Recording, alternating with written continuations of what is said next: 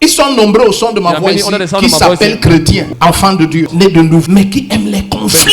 Imagine, tu as des tensions avec ton voisin. Est-ce que vous savez que si vous êtes chez vous, personne ne va déplacer sa maison? Ce que je vais dire ne t'arrivera jamais. Mais est-ce que tu sais que la première personne qui dit qu'il y a la fumée chez le voisin, c'est un autre voisin? Tu sais que la première personne qui casse la porte pour libérer les enfants quand il y a un souci, ce sont les voisins. Donc quand tu entretiens les conflits avec les voisins, tu n'es pas sage. Même s'ils, autant que ça dépend de toi, autant sois en paix avec tout le monde. Donc tu vois, beaucoup de chrétiens manquent de sagesse.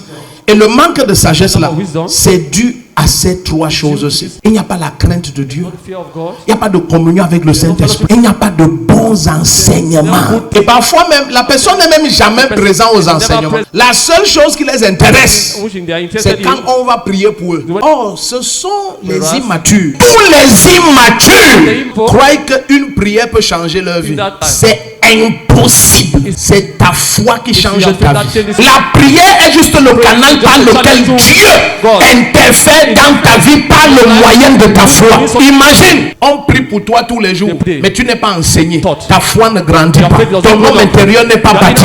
Tu peux être dans l'église pendant 8000 ans et rien ne change. Bientôt tu accuses Satan et le pasteur et l'église et les bâtiments et l'atmosphère sans t'accuser toi-même. Le seul coupable. Imagine un enfant qui est obligé de faire le BEPC, mais qui ne vient jamais en classe. De toi à moi, il va réussir. Maintenant, il y a les challenges de la vie que c'est obligé de les rencontrer.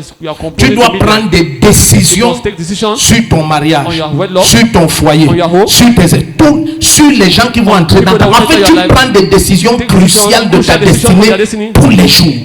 Mais tu les prends avec quelle lumière?